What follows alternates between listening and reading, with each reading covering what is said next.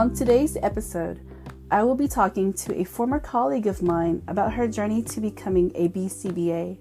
This is part 2 in my ABA career profile series, where I want to highlight the different careers that are possible in the field of ABA for our young professionals and or any individual out there that is interested in working with individuals living with autism. I hope that you will find this information helpful and inspiring, and that it will help bring you to the ABA field. Diversity, equity, and inclusion is at the forefront of my push to grow Hmong ABA professionals, and I'm excited for you guys to jump on board.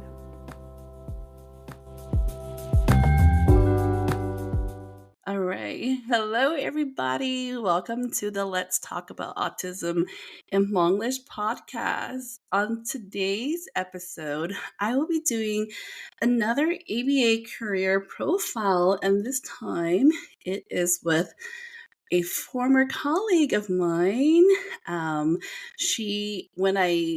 We both left a agency recently.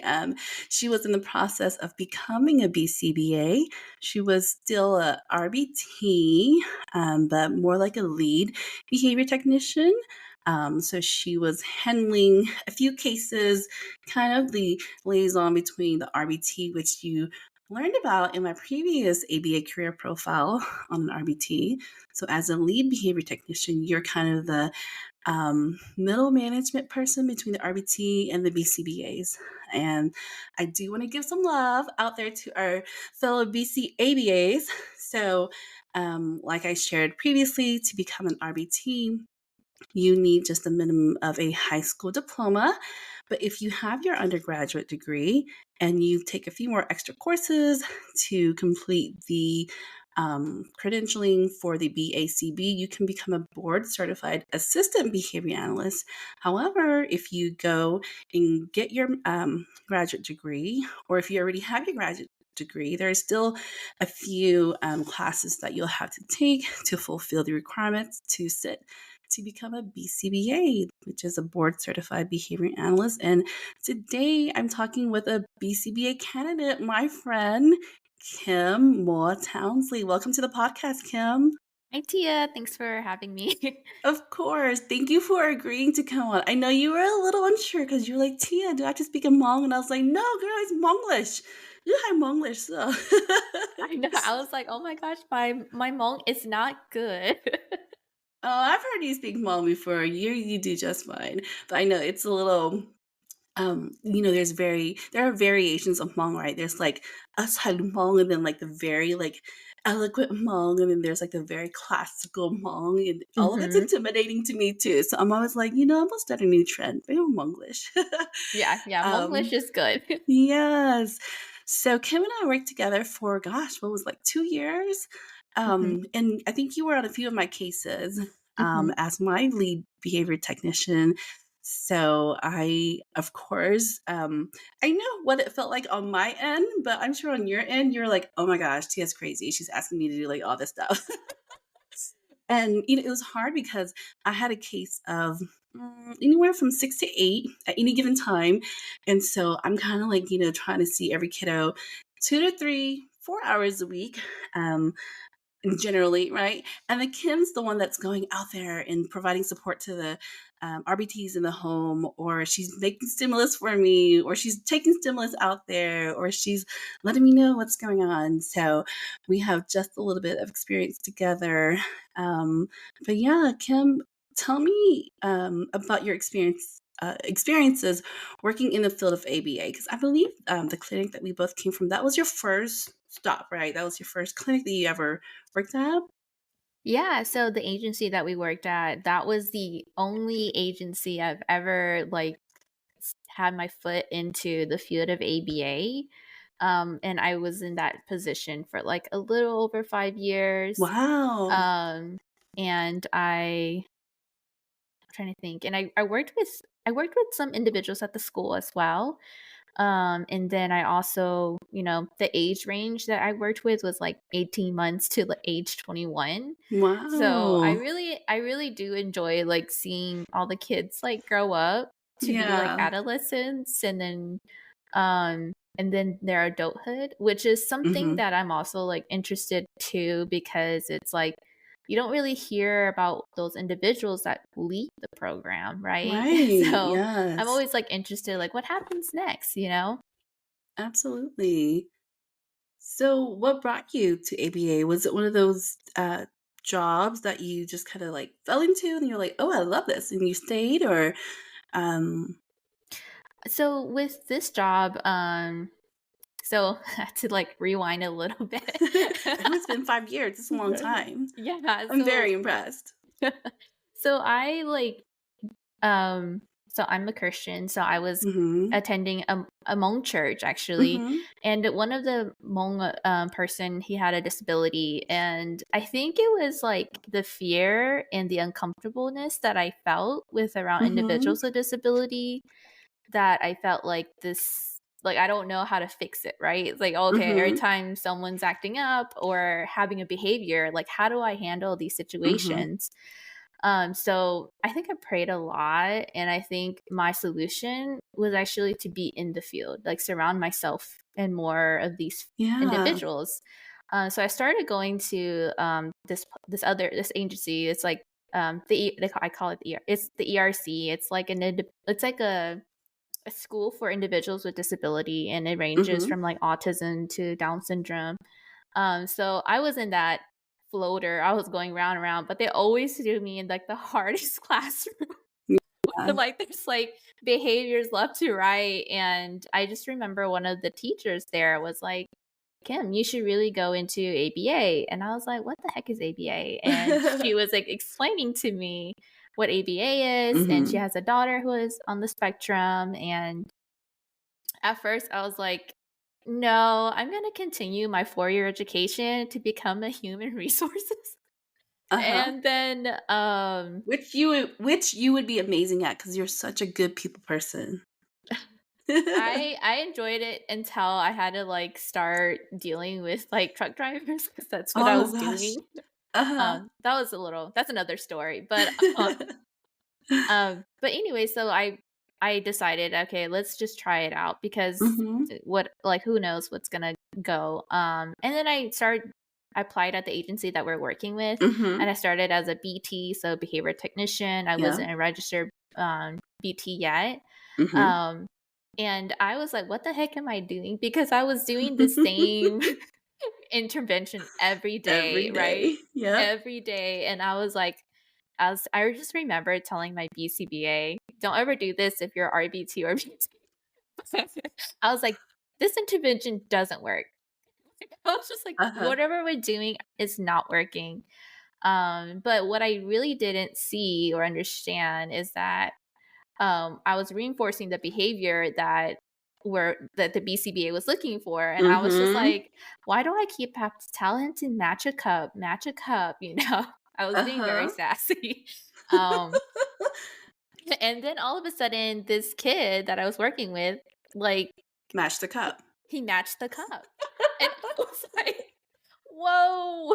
Like, what the heck? And so ever since that moment, like he and I Oh. had this connection, Yeah. and I was just at awe at what ABA really truly does and how it Yeah. affects the family and the Yeah. individual. So that was how I was like brought into this line of work. It's like very long, but this is how it was like brought up. Yeah. Oh, I love that. It's I call those when your aha moments where you go, oh no, no. Well, yeah, for the client and for you, right? You're like, oh Hmm. my God, it finally clicked after so many like tears and sweat and all this stuff that happens, right? Well, I'm so glad that um all your prayers brought you to ABA because ABA is so better off with you in it because you're amazing. I see how patient you are with our friends and our staff. And I mean, Kim's one of those BTs. I go into the home and I'm like, well, sorry, kiddo, because me and Miss Kim, I think we're going to chat because it's that collaboration part too, right? And I love your insight and your history with the clients because, like you said, you were there for like 5 years because I knew you towards the end of those 5 years, right? Hmm. And I would be like, Kim, tell me the history. And you tell me all the things from when they were like little kids and now they're like about to be teenagers, And so it's really great to have that history and share that because I think you know which client I'm talking about. There were things where maybe you guys introduced it when he was younger, he mastered it, and then somehow it got brought back, and we're going, oh, he mastered out of this. What happened, right? And that's Mhm. just the nature of ABA sometimes, right? Like you teach something, it's mastered, it's in maintenance, and then they lose that skill because maybe we took it off the plan because we thought, okay, he got it, but then that's the beauty of ABA, quickly Mhm. reintroduce, use more motivating items, and we get back to where we were. So yeah.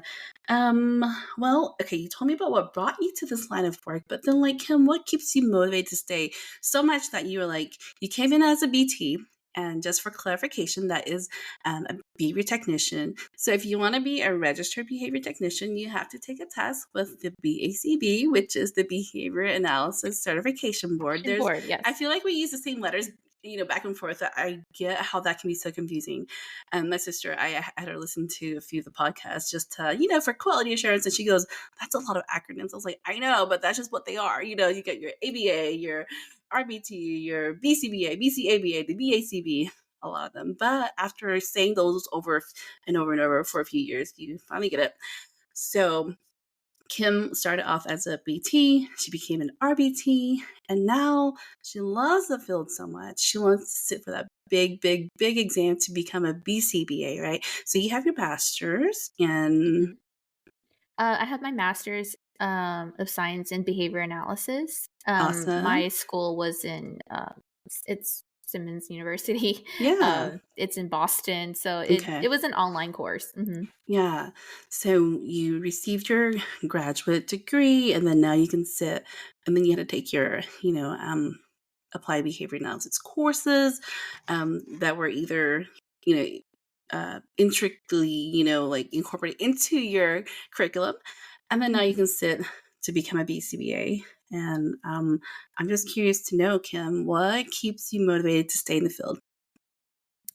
Um, so we kind of touch base on it, like the aha moments. I think those are basically reinforcements to me, right? Mm-hmm. So it kind of 100%.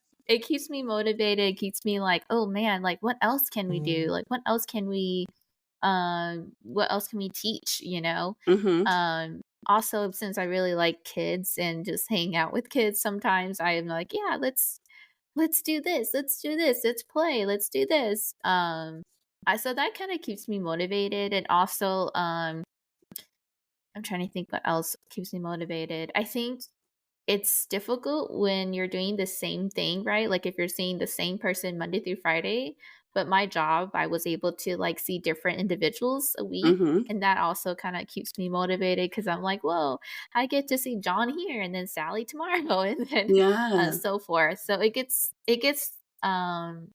me busy and it keeps me motivated. Yeah, for sure. So where we were at, it was outpatient, right? So we saw clients in their homes. Hmm. And so for ABA, there are a lot of different models. There's the outpatient only, or you have some clinics that have in in clinic and outpatient services. And you said that you also provided support at the schools, so Hmm. that was nice that you were able to have that experience.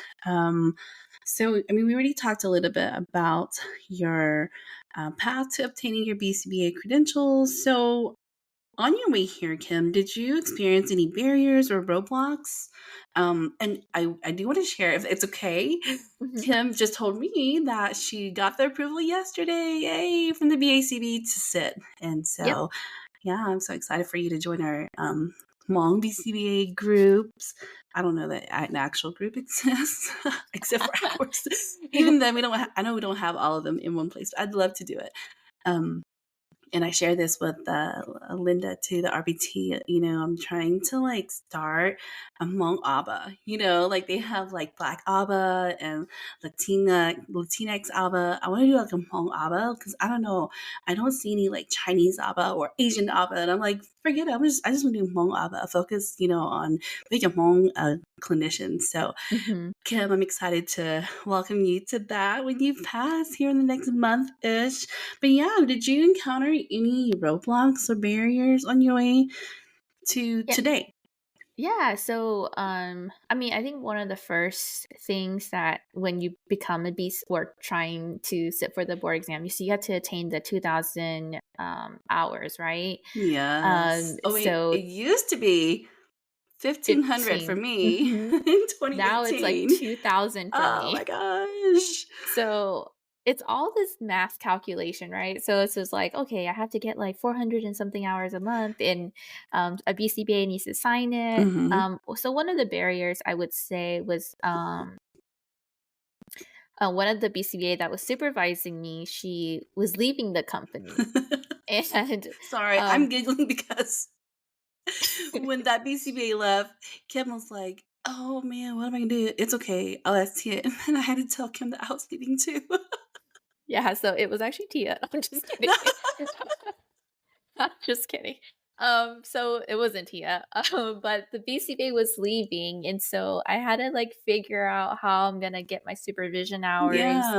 My school is actually really strict um on like paperwork. So like if I had a new Mhm. BCBA, I Yeah. had to turn it in immediately, and that BCBA has to like and it takes about like 2 weeks to get it kind of like finalized. Yes. So it was just like a lot of Oh heart throbbing man. moments, like, oh my gosh, am I gonna get it? But fortunately, everything kind of all worked out. Good. And I was like very blessed and very thankful that it did, Yeah. because I was scared that I wasn't gonna get my hours, because again, you're so with my position is like the BCBA has to be I forgot what to call it, but like in person, right? Mhm. So the BCBA Mhm. that I had to work under, she has to supervise me and then sign it, and then I had to send that form over to the other BCBAs like from my schools. It was just a lot, okay? It was just a lot of work, but I Mhm. did it. And then this I think another barrier was time management, right? Like Mhm. it's hard to find time with your BCBA that you're supervising, or the BCBA may not have time, right? So they're like, oh, well, I can meet on this day afternoon. And I'm like, okay, sure. And then it's like, oh, sorry, we have to reschedule. So there Yeah. was always a lot of rescheduling. So that was Yeah. kind of bummer for me, because I'd be waiting, and then I just felt like on weekends my hours would be taken away, because it's like, oh, I have to meet with this person and they don't show up, and then it's like, oh, I waited my entire time.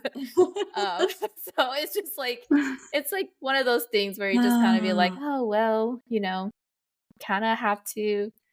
That was hard, I would say, but yeah. now I And don't have to do that.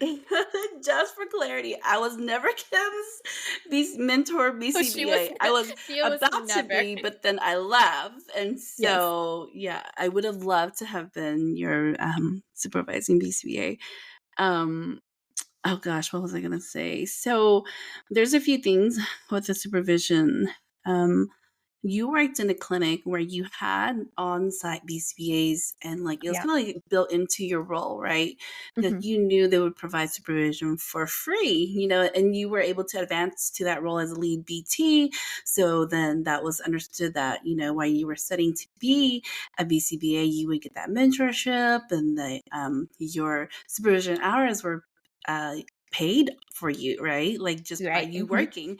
But there are some BCBA candidates out there that actually have to pay for those 2,000 hours. Can you imagine if Yeah. they were had to like pay per hour and a BCBA's out there somewhere charges like, I don't even put a number to it. I mean, so like anyone listening, the route to go is to find a clinic that will pay for you to work there while you're Yeah. accruing your supervision hours. But also, Kim, I know you talk about time management and mathing is hard for us in the field because we stop counting at 100. Yeah. Like I always tell people, they're like, "Oh, is there a lot of math?" I'm like, when I was teaching at a university, the students were like, "Do you have to know math?" I was like, "Can you count to 100? You're good. You just need to, like that's as far as we go, right? Like in our percentages and all that stuff." And I say that jokingly, but it's actually kind of true. And so mathing is kind of hard, but thankfully the BACB has put together that amazing document, Excel document. Mhm. And I feel super old saying this. I come from the days where we had paper forms and we had to do all the calculations and Yeah. quality points counted differently. And so, like, if we met in a group, then that meant it was like 50% of that. And then if we had, like, two different BCBAs, we had to do two different sets. Oh my gosh, it was a nightmare. But eventually Eh, it ends, Kim. So congratulations, you're seeing the light at the end of the tunnel. yes. Oh my goodness. Well, you're right. With the whole rescheduling and everything, it just feels like it postpones everything, right? Because you're kind of like budgeting your time wisely, and then life happens and things fall through. But I'm glad you're at the end of that.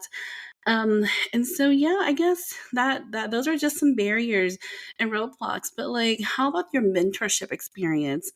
Which is, if I remember correctly, is one of our colleagues. Mhm. And what was that like, and how would you change or improve the way that you would provide mentorship to others? So I would say I was very blessed and thankful. Mm-hmm. So I would say not all schools, like if you're getting your master's in ABA, do this, but with the school that I was attending, they provided an individual mentor that Oh, counted, nice. and they provided a group mentor that counted. Okay. So then I just needed a on-site BCBA Oh, that wow. provided like, maybe an hour and a half of mentorship because the rest was Okay. covered, right? So you needed like 5% or certain amount of percentage to Mm-hmm. have your things supervised. So, anyways, I was very lucky because of that. So I didn't really need like, three different BCBAs or a Yeah. like a group mentor, like a group individual or Mm-hmm. person to be with.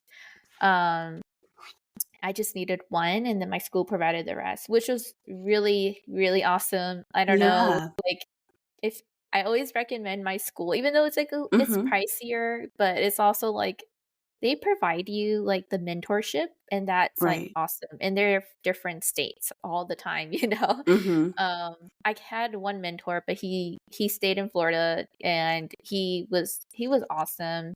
Um, our colleague that we were just mentioning, I think Mhm. she was also very awesome. I think the best Yeah. thing about, building relationship with other people is that they trust you. Yes. And so she really trusts me in handling like behavior intervention plans, Mhm. programming. Okay, we're gonna do parent training, Kim. Let's talk about how we're gonna do this. And she was very chill. I think that was like Yeah. the best part. She was like so chill. So she was like, "Yeah, that sounds great." And if I did something wrong, she would just point it out, but never reprimand. Yeah. It was. I think my experience was awesome. I would just Well, say so good. myself.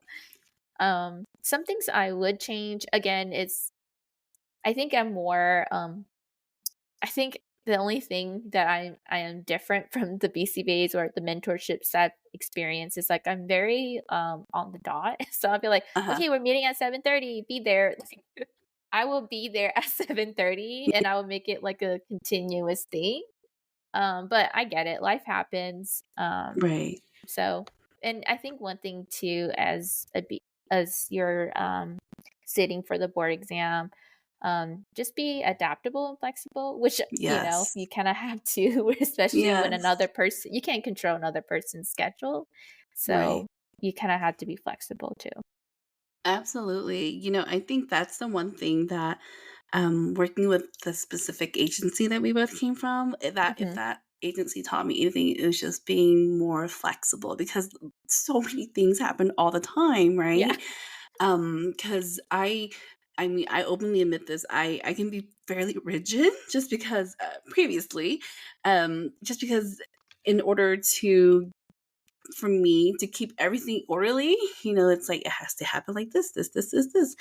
And then I see our colleague, your mentor, and I'm like, she's also a BCBA, but she's doing okay, and she's very like chill, so I'm trying to like take little She is things so from chill. all my colleagues that I interact with, and be like, all right, I can see how that can work. So we both ended up at the same clinic after we left, and she's still chill. Like, things will go awry, and she's just like, it's all right. I'm like, No. You know, so so I'm like, "Wait, hold on. Back up. What does she do? Okay, yeah, I need to do a little bit more like so, and it's wonderful too to kind of like get that mentorship from a variety of BCBAs and learn a lot of those different styles. And I'm sure for you as a lead BT, I could not imagine how that was like to work for like, oh my gosh, how many BCBAs did you have at one point? Like 4 or 5 or 6 of us, you know, and everyone had, oh my gosh, everyone had their own different style. One, Mhm. okay, let me start over. Everyone had their own personality, Yes. then their own style of ABA, of doing ABA, their own style of data collection, their own style of BIPs, their own style Mhm. of just everything. And you, Kim, as a BBT, had to learn all of them and then teach it to the staff. So kudos to you for all those years learning how to do all that and manage and do well because I felt so bad when I learned that that's how things kind of like were operating. I was like, so Kim, are you saying that my data collection style is different from hers? And then you had to learn mine and hers and theirs and you're doing fine? You know, like I couldn't believe it. It was so crazy. It was crazy. No, I was kidding. It was actually easy once, like, I kinda realized that, okay, everyone's measuring, the same behavior, it's just It the just way looks you're different. it just looks different, and Yeah.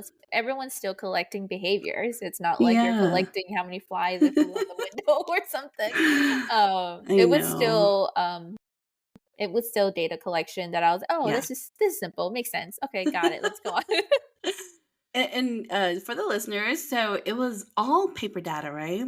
Yeah. I tried to introduce Excel, Excel data collection, and it only worked for one client for one staff because it was just a little too much. But electronic data collection is going to change everyone's lives once every clinic jumps on board. So, you know, Mhm. everyone's taking it the same way. Um, well, let's see, Kim. I know we talked about, you know, what brought you here, what's keeping you here, where you're going from here, but um, I know that we talked about the Hmonglish part, and it's okay if you're like, oh, I'm just gonna say, you know, whatever you're comfortable with. But the podcast is for anyone, right, that would like to hear episode about autism. But we like to interject with some Hmong, just in case we have some Hmong listeners. And I'm just curious to know, you've been in the field for 5 years. You were Hmong, and you said you went to a Hmong church with Mhm. a kiddo there that had autism. No, had autism or had like some Um, other I think he had disability. a certain Okay, yeah. disability. Mhm. So you're keenly aware of, you know, the impact of autism in general, but then like even in our Hmong autism community, right? So, what is a message you like to share with the Hmong autism community in an effort to raise awareness and promote acceptance? I think the first part is, that as a Hmong community, like, we really need to, um, be supportive. I think that's, like, Hmm. the main thing. It's, like, be supportive. Um, I think sometimes in our Hmong culture, it's like, "Oh, the reason why a certain kid's like this is because blah, blah, blah." Like, it's a lot of self-blaming. And I Okay. think we really need to, like, look at the bigger picture, and because autism isn't by what you've done in the past. Okay. If you talk about autism, it's not because, "Oh, I choose to have autism." It's not a choice to have autism, and I think we really need to educate our Hmong families and, our culture, um, about individuals with disability and be aware of mental health as well. My one of my aunt, her daughter has autism, and Hmm. my mom lied to me. Oh, My mom said, "Oh, the doctor, wanted to that's why, 顿猜中的." And I was like, okay. and as a 7-year-old, you're like, Hmm. I don't wanna get a shot from a doctor, because, Oh. Hmm. you see this other kid's behavior who's, like, running outside naked and all that stuff, and you're like, "Oh, I don't wanna do that. I'm scared," Um, but So you how were 7 when your mom told you that? Yeah, so if Okay. my mom was educated, and I mean, she is educated, but she's not, like, aware of this Right. area, right? Mhm. So she said things that I was like, "Oh, okay," but then I talked to her recently, and she goes, "Yeah, you didn't know she had autism?" "Mom, you told me this thing when I was young." Oh, And yeah. it's more, I don't know if it's, like, the idea of, um you're teasing your kids or something, Mhm. or you truly didn't really know why this kid had it, you know? Outing you or aging you when you Uh-huh. were 7, was that, like, 20 years ago? Yes. 20-ish years Oh, ago? yeah, 20-ish years. Yeah, 21 years. 20-ish Yeah. years ago. So Mhm. 20-ish years ago, oh my gosh, what year are we in? Okay, early 2000s. Mhm. Um, at that time, even the BACB wasn't in existence. It was like still in its formation, right? And so Mhm. early 2000s, I got into the field in 2006.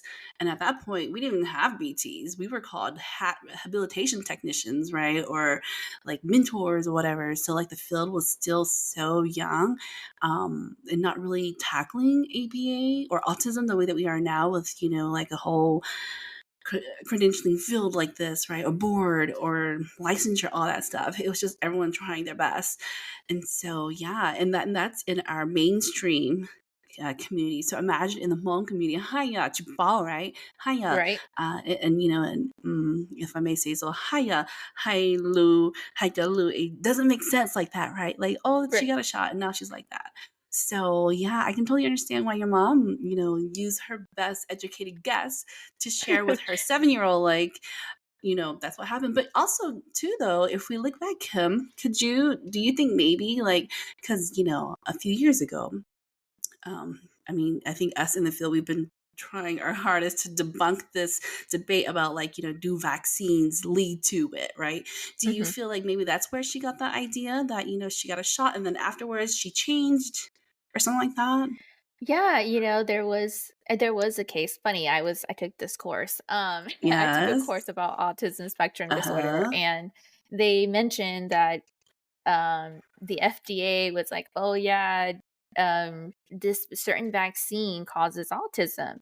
Okay. But years later, um, they did in ABA. We're a science nerd, okay? We are, So yes. we are taking data. So they're taking data on, like, okay, this vaccine, we're giving it to these individuals. Do they Mhm. have autism? And it showed that none of these individuals had autism, and it was Mhm. actually the scientist or whoever wrote it, the paper, he lied Yep. and he went to jail. Yep. And so it showed that vaccines that are given to us, it's been tested multiple times. Okay, guys, Yes. it's not like, okay, it's a bad yeah, no, so like, it's not like that. It's been tested. Right. And Yes. it's just, I guess I feel like maybe my Hmong culture, they heavily believe in all these, like, Hmong chua, right? And Mhm. I don't know how I feel about it yet. I don't know Yeah. about you, Tia, like how your parents taught you, like, oh, hold a branch, okay. You feel better, if I do this, you'll feel better. Um, and so it's just like, I think maybe that's where a lot of today, like traditionally, it's still like, oh, well, he's sick. Okay, let's just one name. Oh, he's this. Okay, let's just do this. Like, Right. it's a lot of religious, and I guess it's like I guess Cultural shamanism. beliefs. Yeah, cultural beliefs. Yes. Mhm. So it's like you can try all the things, and um you never know what's gonna work, what's gonna stick, when you put your faith and belief in one thing, but when you do it with all your heart, but then, like, it's really hard because then with autism, it's like, yeah, I don't discourage anybody from doing any of the cultural stuff. If that helps them, your family members feel like they're contributing to your overall wellness, then sure, Mhm. do it. If praying and going to church helps with your overall wellness, do that, right? But then if your doctor says, hey, ABA could help, then do that, right? Try it all, you know? And so there are a lot of detractors out there who just like, don't do this, just do this. It's like, Mhm. but what if that doesn't lead you to any progress over X amount of years? At which point do you say, hey, let's look at our other options, right? So, you know, and that's part of the whole awareness part, right? Mhm. I feel like in the mainstream media, maybe we are at acceptance, right? But in our Hmong community, we're still at awareness. You know, we're a Yeah. few years behind. We're still, you know, just even talking about it, and which is kind of why I started the podcast, right? Even if it just sits there, at least when that parent goes to Google and goes, autism, Hmong, I hope that my podcast will show up and they'll listen to it and just feel like, oh, well, the thing talk about autism, yeah, you know, and Mhm. you know, and it's just a little bit easier on the ears to hear you lose. So, I mean, that's my hope for this, you know, that we can just work on awareness and hopefully make Mhm. gains towards acceptance. So, speaking of awareness, we one of the last cases that we had before I left was with a very very sweet gal, and she was very curious to know um, about our culture. And every time we would consult with that kiddo, we would just chat about, you know, all the things that our friend was like. The funniest story when she was like, "What? You eat rice with water? What does that taste Yeah. like?" And I was like, girl, it tastes like rice with water. You just put rice in a bowl, you put water, and then you eat it. She's like, and then what? I'm like, you eat it. I think it was, So like, so hard describing it to her when it was so simple to I us. know, It but you was know, just I like love that she was willing to be open to hear about it, right? And then Mhm. like, Nichito, right? She wasn't criticizing; she was just really confused. Like, what does that mean, rice with water? So and then we would tell her a little bit more about just some of the cultural norms, you know, that is so like foreign to her. And I remember you sharing about, you know, something that your dad had said to describe autism to other Hmong people. And I can't remember if he said it in Hmong or English, but the way he said it, I was like, why am I not recording this? Why am I not writing this down? Because this is perfect. Because if I could capture this and put it out there into the world so that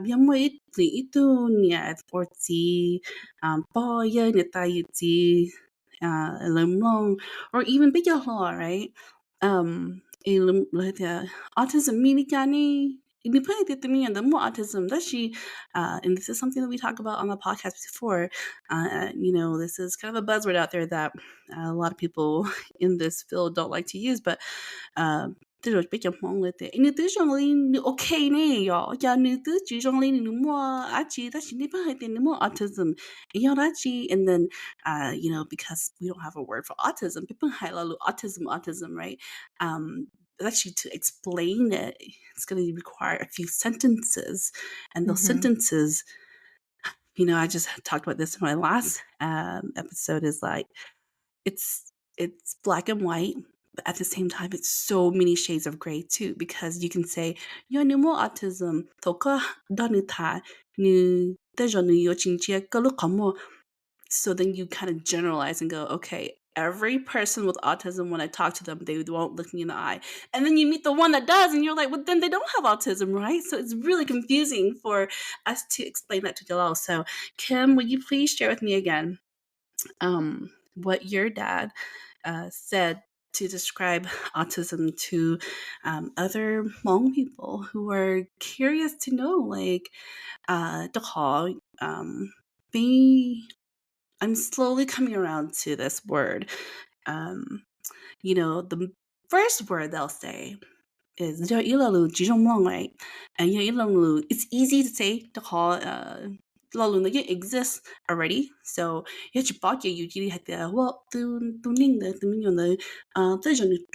and I hate that word so much. It hurt my heart just now just to say it because Mhm. does not apply to our kids with autism at all, right? Mhm. In fact, they're very smart, they're very bright in their own way, and it's our job to unlock that.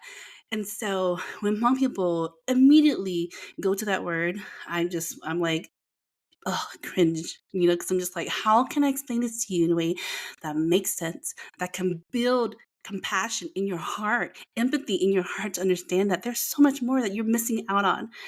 And can we please shift as a community to overcome using or, defaulting to this word and seeing it with different lens. So Kim, I'm going to stop talking and let you tell me, what did your father say? I hope I get to meet him sometime so I can tell him thank you so much. Yeah, we should. I will say thank you. So I'd love to hear it. We should have got him on the podcast because he I would have know. he would have Will done you such a bring great him job. next time? Can we arrange something? I'd love to. Yeah, I mean, he would Okay. love it too.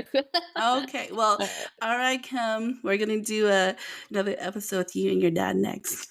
So yeah, it please. so when I try to describe like my occupation to Mm-hmm. my parents, I don't really know if they understand, but somehow my dad understands it because I forgot what happened. I was talking to one of my cousins, and she's from like Blatte, and Mm-hmm. she's like, "What do you do?" And I was like, "I work with kids with disability." And just like that word Mm-hmm. disability, it's like, what the heck is that, right? And Yeah. I looked at my dad and I was like, "Dad, can you help me?" I was like, so Yeah. sad. And he kind of said it like you, Tia. He's like, zoning not legit door, Mm-hmm. it's just he said like it's like functioning differently. Mm-hmm. And he said it where he started describing things I did. And I was like, how do you know I did those things? But he was like, like Kim goes to their school, and Kim she works at their house too, and she teach them, um like so the idea, so what, so through Jaminji, and he was like Mm-hmm. explaining all Yeah. the details for someone that doesn't understand what this looks like or what Okay. I do. I'm trying to think of the word he said, but he said it in a way where I'm like, whoa, I didn't even know like that word exists. And Okay. so I wish I had my dad here to be like, Dad, can you explain? Yeah. How far away does he live? He lives about 20 minutes. Oh yeah. Well, But no. yeah, he really emphasized um what you're saying, like door, right? Because Mm-hmm. everyone says that, he really emphasized oh, door, Mm-hmm. it's just different. Um Nikia Zauminji, right? Yeah, Kia Tseonji. Mm-hmm. Yeah. So I think that's where I was like, "Whoa, I didn't even think about that," because like you're Yeah. saying, Hmong is so black and white, but a lot of Yeah. grays. Um, Yes. and I just remember this one time at the agency we were working at Mm-hmm. Tia, they're Yeah. like, "Oh, can you explain all these things, these medical diagnoses to someone in your culture?" And I just was like, how do I do that? Because Yeah. it was so hard because we don't Yeah. have the terminology. Mm-hmm. And, if you don't have the terminology, you don't know how to generalize it, so it was really tough. Right. There are some literature out there, but pertaining to autism, it needs to be updated. Much Mhm, like even in like our mainstream literature, it's been able to adapt and be updated within like the last 10 years. Same for our Hmong literature out there for medical terminology and everything. The way you word it, right? Is it person first? Is it person centered? Does it look at the person or is it looking at the diagnosis? Even that needs to be updated. So, yeah, well, mhm, thank you, Kim, for sharing that. I absolutely would love to have your dad on this show and just share that because I think it starts at the top mhm, because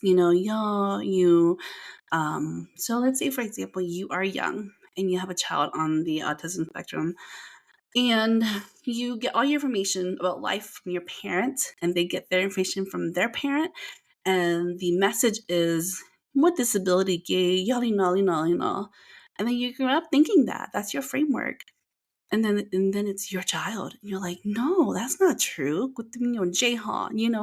mhm, the only barrier ka ay Beishada, right? Hailutape, or you know, like I said, unlocking that, right? And that's kind of Mhm. that's the beauty of our job, is that it is our job to unlock that, because we know the potential is there, and that's where ABA comes in to use as a tool to unlock that. But even so, I will say, you know, you can't bring just anybody into the field and say, here's all the ABA tools you can use, go out and do Mhm. magic.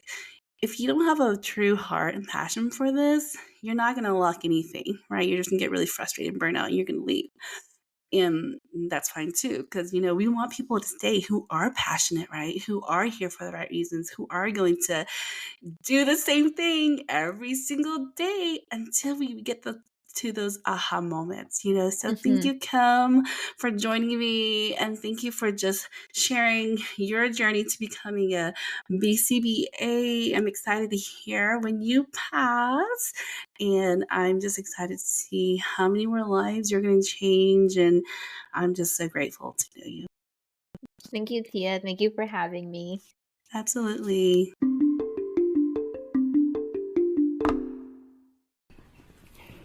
cái cú giờ và như tu múa là giờ cú giờ Thomas múa Can't believe múa giờ cú tu sai là giờ nơi cơn đỡ ta khó và cái cho phơi cho được bây giờ mình tu mình nhỏ nhà lì nữa giờ vì lý cha nữa thì họ cỡ cho đỡ là giờ tỷ giờ đã chỉ là giờ nữa lưu lưu họ kia các anh là giờ tê giờ trong linh đời giờ linh đời nữa cú cơn đỡ ta khăn đời giờ làm kia cho bây giờ này cho chỉ là giờ kia cho số tụi mình nhỏ hoa năng nhớ đầu lúc tới nhà mấy cái nào xứ anh nhớ chừng sơ phơi cho họ tiền giờ bây giờ thì cái ba đi chợ bây giờ mình tụi mình nhỏ hoa giờ nhớ đi biết chữ hay tiền giờ này lúc lúc kia chỉ rong lỏ lỏ giờ này dân du lỏ ấy này俺mong hay trọ nó nè tức là tất cả trọ đó này chỉ ít họ phê phê này vô tàu thì cái ba trọ này ấy cô giống mỗi khó biết chữ giống gì hết tiền này bỏ nhớ cho họ American talent biết mới thêm nhiều nữa tôi chỉ cho hai lô tôi chỉ tàu tôi chỉ giờ bị lý giải nữa thêm một khó bằng sự một cỡ tàu méo dịch lý cỡ tới giải đồng đời còn đời do lòn đời luôn một tất cả ba nghĩa là bây giờ mình nhỏ tôi mong thầy mong cho trong tù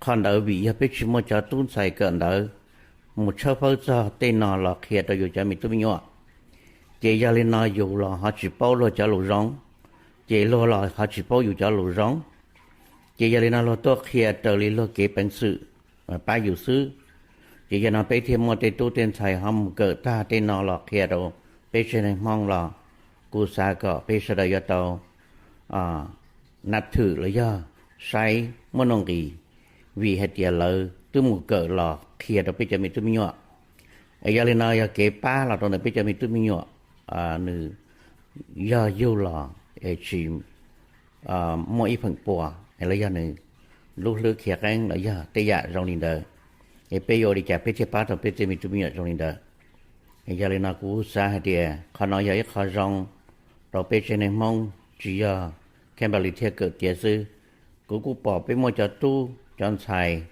cỡ tiệt cho chong tại sao họ nói giờ ít họ cũng rong xe thì tận đây nó bây giờ mua bây giờ tu chọn xài là kia rồi bây giờ mình tu mình nhỏ kia rồi bây giờ này để gì hết tiền tu mình nhỏ nó này vô là nó sáng trợ rong đi trả nó lúc lúc rong đi trả nó khó kỹ rong đi trả原thiết kế ba rồi tu mình nhỏ đó rong đi trả còn tới giờ ít khó cú chia sẻ hết tiền bây mua cho tu chọn xài cho trong cần tới một trò pha nọ cần tới một trò phải nọ ấy lúc năng tận đây cũng rất hết tiền bây cho mình tụi mình nhỏ và vô là họ chỉ tên ít bùa là bây rong xe hay thì bây mua cho tu chọn xài lần thì ta kịp bắp rồi bây lợi chỉ còn nó khỏi bắp rồi bây tên mình tụi mình nhỏ nữa vô là ấy này chủ sĩ là này dân chỉ xã gọi trong linh đời là cứ chăm tiền tàu linh đời ấy giống mua cho tu chọn xài là một kịp bắp rồi bây lợi ấy cô hãy khó bên mê lù đi nó rồi bây sau đời có bây sau đời tàu tàu ấy cô rong xe hay thì bây cho nên mong sau đó giờ tàu là một nắp thứ bây giờ tuân sai cần tới một trò khó xia cái lô kế cho kiến gì cô giờ mới khó biết chưa tiền nên hôm nay là bây giờ mua cho doctor phải lỡ phải nên phải xếp phải trâu là giờ mót chua mót bột chả bột dạ sắp phơi tới dạ trong nó giờ li nào lỡ thứ kia khó trăng được bê lỡ giờ bê tụ nên cú chỉ bảo nè cú tụ khen hạt tiền giờ cú tụ đắc tự mong ấy là sắp phơi hạt tiền cú bắt tàu co nó là cú những chỉ tụ xe vì cú từ mấy tụ chân thành dễ từ một cận ra luôn xí luôn lò ấy nó những kia hạt tiền cú những mua cú kế bằng sự ta li nào bắt tàu co là cú những giàu xe hạt tiền cú chỉ tụ xe đó nữa ấy cú giàu xe tại sao kiện đấy còn đời cú sao cái bây giờ tàu là xí phụ cho sao kiện một bây giờ tu tiên thầy một cận đời tàu khi xuyên đó là năng chân dễ xí từ ấy cú lù hai đi nó sư ấy nếu yêu ôn cho họ lù một tuần đây cho nên họ cũng cho lù nó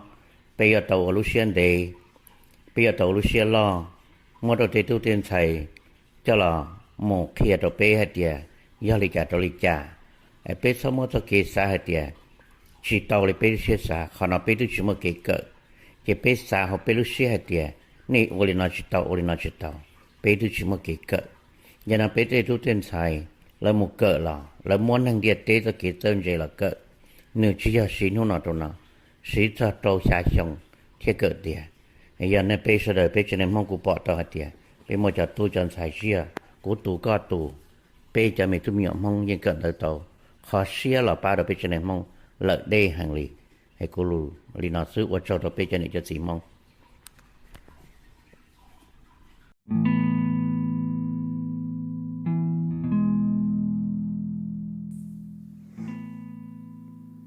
Hello, listeners. If you have made it this far in the episode, I want to thank you for your support and encouragement. After the recording, Kim and I agreed that adding her dad's Dolu would make this episode feel that much more complete. So, cho tôi có dự kiến nhiệt tu mùa, tôi có cho lo chân à bây giờ professionals, ấy ở hơn nữa thì mình nhỏ mua autism.